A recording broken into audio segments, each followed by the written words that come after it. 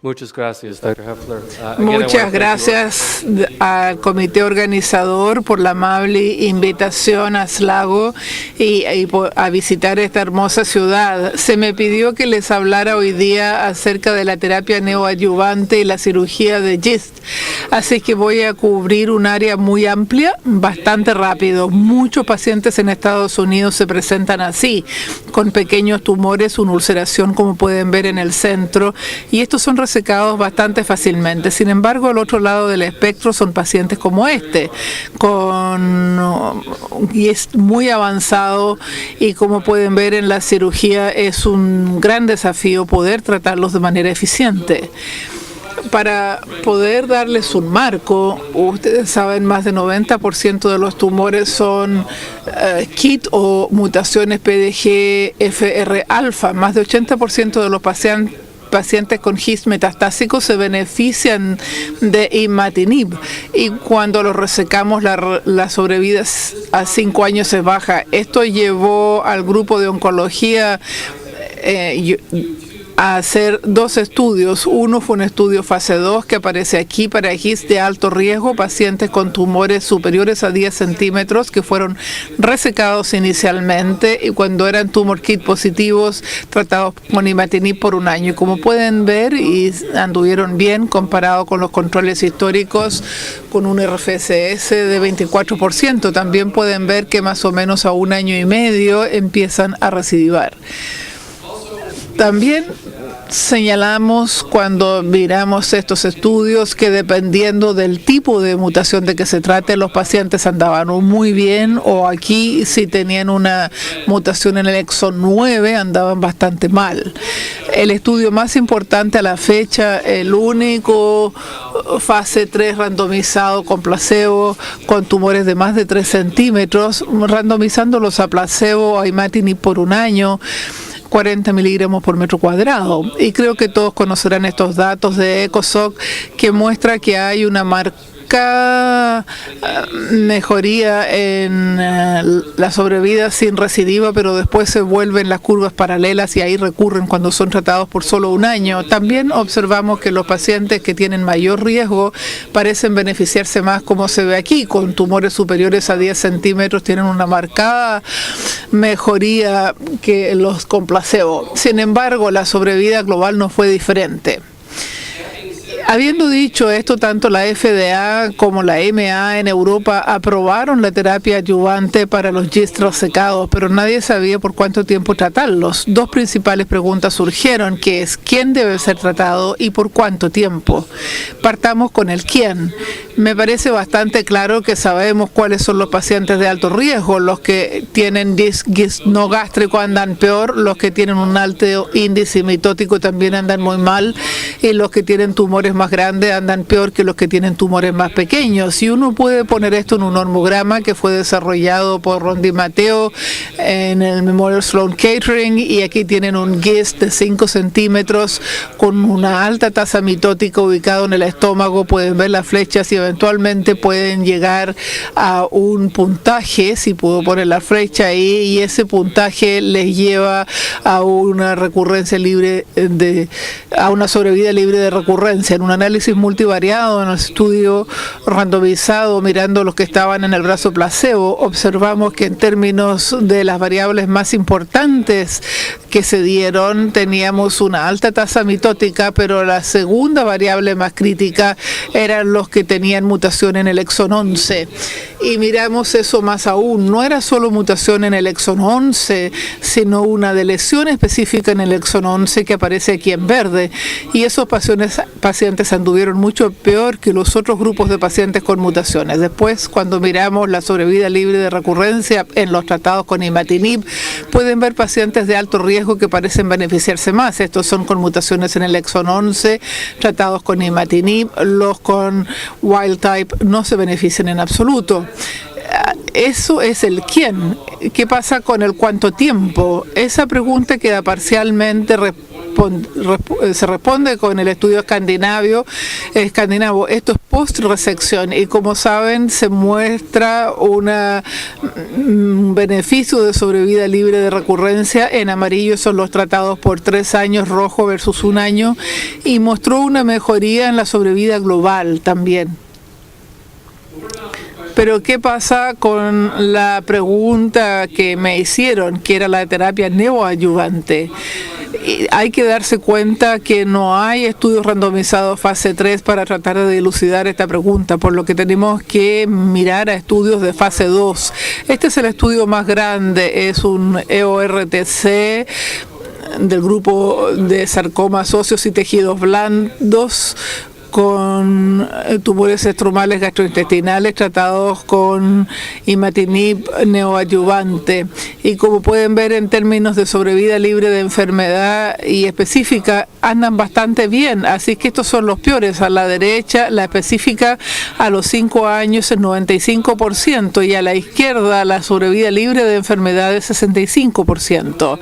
Y cuando uno mira a esos pacientes que luego recibieron imatinib en el marco adyuvante después de recibir terapia neoadyuvante, resección, es claro que estos pacientes tienen que continuar con imatinib en el postoperatorio. En azul, los que recibieron imatinib como neoadyuvante anduvieron mucho mejor que los que están en amarillo. El otro punto importante es que los que tienen tumores localmente avanzados, su tasa de resección R0 fue superior a 80% cuando fueron tratados con terapia neoadyuvante. Aquí hay un ejemplo, siempre es bueno mostrar pacientes. Este es un paciente con un tumor muy grande en la pelvis que compromete el recto, como pueden apreciar. Todos concordarán que la capacidad de sacar esto con un margen negativo y preservar al mismo tiempo la función del esfínter es bastante difícil. Los pacientes tratados preoperatoriamente tienen un grado alto de tumor. Esto puede ser resecado localmente y el paciente anda bien. ¿Dónde están las indicaciones para imatinib neoadyuvante en tumores localmente avanzados? Es para los que no se puede hacer cirugía, y muchos de estos tumores requieren esto. Tenemos que hacerlo cuando estamos seguros que no vamos a obtener márgenes negativos, si queremos márgenes negativos. Cuando queremos tener una resección preservadora de la función, ya sea en el recto o en el estómago, tratamos de evitar una gastrectomía total, sabiendo que estos pacientes lo pasan muy mal después de una gastrectomía total. Tratamos de hacerlo para mejorar su calidad de vida.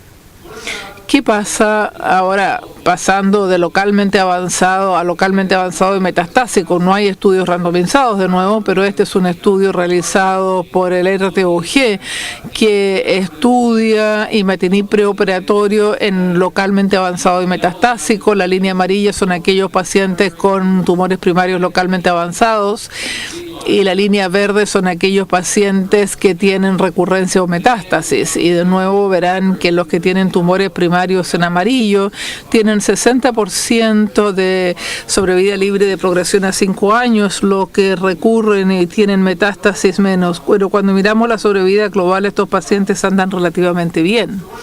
Entonces, ¿qué pasa en los pacientes que tienen GIST metastásico? Sabemos que imatinib no va a ser curativo, es un agente citostático, no sabemos por cuánto tiempo tienen que ser tratados, pero si pensamos en imatinib, pensamos que tal vez haciendo cirugía citorreductora podríamos retardar la resistencia a imatinib, porque los otros agentes disponibles, a pesar que son eficaces, son bastante tóxicos y no tenemos un segundo imatinib mejor en este momento. Probablemente debemos tratar a un paciente de la partida por lo menos por 6 meses o hasta lograr el mejor resultado posible en términos de disminución del tamaño del tumor. Pero los pacientes que están estables o que tienen una enfermedad que responde se van a beneficiar de cirugía después de recibir imatinib neoadyuvante con enfermedad metastásica. Los que progresan con imatinib no se van a beneficiar por la cirugía probablemente. Y esto nos da otra perspectiva de qué quiere decir todo esto. Este es el mismo grupo de sarcoma de huesos y tejidos blandos, tumores estromales tratados con imatinib de la partida. Pueden ver que su tasa de resección R0, R1 es casi 80%, y pueden ver que los pacientes que pueden sacárseles todos esos tumores andan mucho mejor que aquellos que queda tumor detrás. Esta es probablemente la diapositiva más importante. Los tratados con imatinib de la partida y que no progresan, tenemos enfermedad estable o tenemos una respuesta objetiva. Si es que tienen una resección R0, R1, andan mucho mejor que una resección R2, como ven a la izquierda, pero si tienen enfermedad que progresa, no hay beneficio estadístico si se hace una resección. Hay que pensar muy cuidadosamente de estos pacientes. Aquellos que responden, la cirugía tiene un papel. No sabemos cuál es, no tenemos un estudio fase 3 todavía, pero probablemente se van a beneficiar de un abordaje agresivo. Los que no responden hay que buscar otros agentes para inducir una respuesta. Algunos ejemplos, creo que este es un gran ejemplo. Aquí pueden ver un GIST bastante grande en el área de la segunda y tercera porción del duodeno, pueden apreciarlo aquí. Y creo que todo el mundo estará de acuerdo que si fuéramos a resecar primariamente, probablemente van a necesitar una pancreático duodenectomía o un procedimiento de Whipple. Este paciente fue biopsiado por endoultrasonido, era CK positivo, tratado con imatinib, efectos colaterales muy mínimos, pero pueden apreciar a lo largo de un periodo de tiempo, casi un año, en efecto, con imatinib preoperatorio, ven que el tumor pasa de este tamaño a este y a este tamaño realmente pequeño ahora, una respuesta notable. ¿Qué hacemos ahora? Tomamos el paciente, podemos hacer ahora una resección local de este tumor, una duodenectomía parcial y una anastomosis en IDRU para sacar el tumor. El camino final muestra un GIST muy agresivo aquí, así es que un alto índice mitótico, un tamaño bastante grande, la probabilidad es que va a recidivar, pero el paciente es dado de alto, parte imatinib 6 semanas después y tiene un resultado mucho mejor tratándolo preoperatoriamente que post-resección. Otro gran ejemplo, obviamente, este es un tumor estromal gastrointestinal muy grande que ocupa todo el cuadrante izquierdo, como ven aquí. Este lo presentamos en una conferencia, lo tratamos con imatinib preoperatorio. A los 3 meses se ve una gran disminución del tamaño tumoral. A los 6 meses una disminución incluso mayor del tamaño tumoral, y lo que estamos tratando de evitar aquí es una pancreatectomía, una gastrectomía total, una remoción del cuadrante superior izquierdo. Después tomamos el paciente cuando había respondido a los 6 meses y pudimos hacer una gastrectomía parcial, una pancreatectomía y esplenectomía distal solamente, y hacer una resección R0 en este paciente. Luego lo iniciamos postoperatoriamente con imatinib, ahora como terapia adyuvante, y aquí a los 6 meses no hay ninguna evidencia de tumor a estas alturas. A los 9 meses vemos exactamente lo mismo. Ahora, 16 meses, no hay evidencia de recurrencia del tumor. Cosa interesante, a la marca de los 2 años se empieza a ver algo en el segmento lateral del hígado, una metástasis muy pequeñita. Esta la pudimos resecar laparoscópicamente, es una resección fácil, evidentemente, y luego se le dio Gleevec postoperatorio.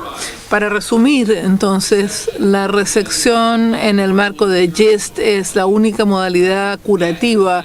Imatinib adyuvante es efectivo, como les mostraba por el estudio ECOSOC y el estudio escandinavo, y hasta donde sabemos ahora el paciente debe ser por lo menos tratado en el marco adyuvante por 3 años. Queremos adecuar la terapia a los pacientes de mayor riesgo, los que tienen tumores pequeños en un sitio gástrico, eso no los tratamos. Si necesitamos, vamos a análisis de mutaciones para determinar si los vamos a tratar o no.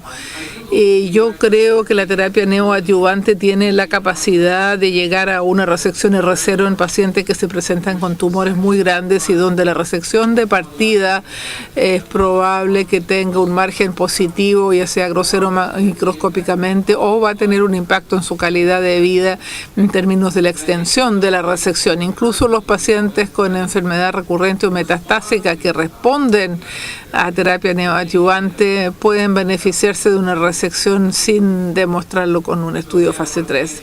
Gracias de nuevo a los comité organizador por invitarme a este hermoso país. Me encanta venir a Chile y muchas gracias.